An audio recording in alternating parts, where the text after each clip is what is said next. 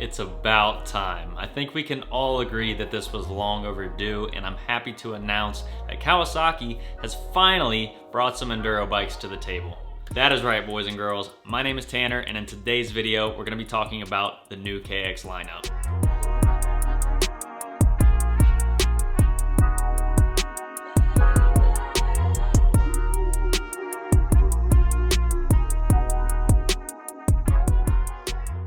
Now, just released earlier today, Kawasaki came out and announced that they had two cross-country models, the 250 and 450XC. It is definitely a step in the right direction, but don't be fooled. I don't think it's anything to get too excited about. I'm personally happy about it because it's a step in the right direction, and we definitely want to keep this competition growing in this market because off-road racing is more popular than ever. I would argue that today it is more popular than motocross, at least in the world that I live in. I know way more people into the enduro riding scene than the MX scene. And for those of you that know me, that's what I'm all about. Riding in the woods in all the tight technical terrains, that is my enjoyment in riding. But let's get into these bikes. So let's just go ahead and start from the ground up. These bikes both come with an 18-inch rear wheel. Now, the benefit that brings to us enduro riders is more traction. You can run a wider tire and change, giving you more grip, and getting the optimal amount of traction is a must. Both of these bikes come equipped with the Dunlop Geomax AT81. Fantastic enduro tire. It's a really good all-around tire and performs well in many conditions. It's a tire that I personally ran and I really enjoy it. That is what's on my KTM right now, but I think I'm gonna switch it up and go with the gummy tire next, just for the stuff that I like to do. But overall, great tire, and I'm excited that they went with that.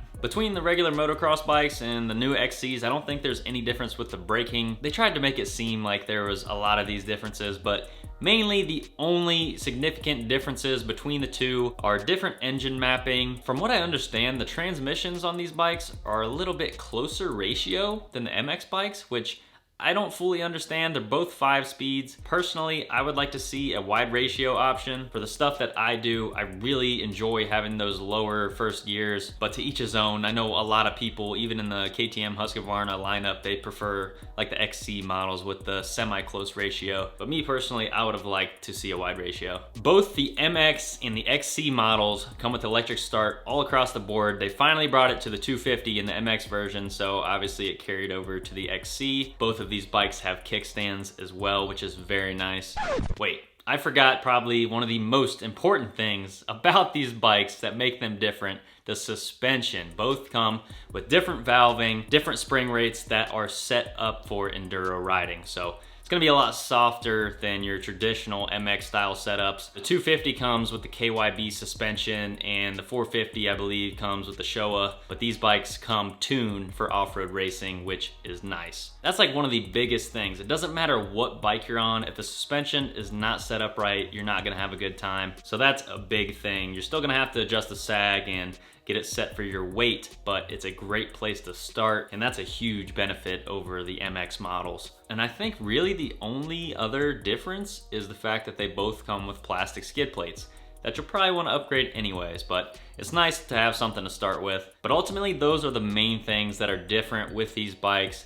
Like I said, nothing to get super excited about, but it's definitely a step in the right direction. I believe the 19 models had it as well, but all of these bikes come equipped with a hydraulic clutch, and that is an absolute game changer. I finally have a hydraulic clutch now, and I would never want to go back. It's an absolute game changer, and especially with enduro riding, you're not gonna get fatigued working the clutch all day.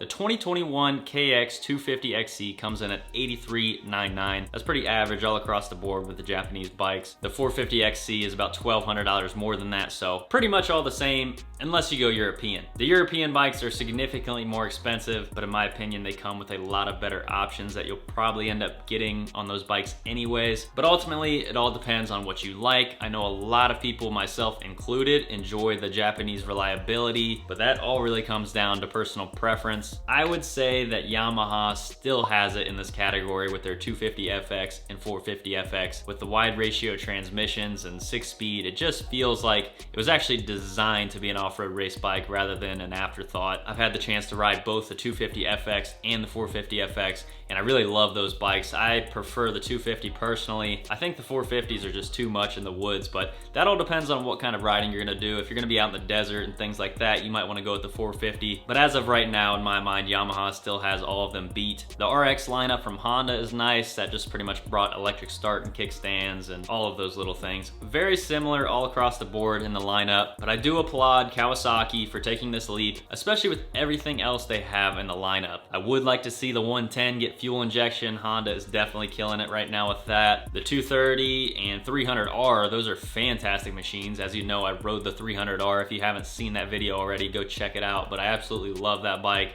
It's a great beginner to intermediate option rather than these 250XCs or the 450XC, but it's good to see. I like Kawasaki personally. I mean, as you can see behind me, I have a few bikes in their lineup. Unfortunately, the two-strokes died out in Kawasaki's lineup. I don't think they'll ever come back. And it's unfortunate because they had one of the best Enduro bikes right here, the KDX. I would love to see that make a comeback, but that's just a fantasy. But let me know down in the comments below, are you excited about these bikes, or are you kind of like me and just think it was something they did to stay relevant? But I will definitely be testing one out at some point. Hopefully I can get my hands on one sooner than later. That way I can give you guys my actual thoughts on the bike rather than just speculations. Going back to Honda, I did ride the 450RX as well, and they all just felt like race bikes, and that's because they are. So hopefully next year they'll redesign some things and put some more effort into the off-road racing category. But like I said, I am excited that they did this, and it just pushes the progression even further. So if you're new here, welcome to the channel. Consider subscribing down below. Turn those notifications on so you don't miss out on future videos.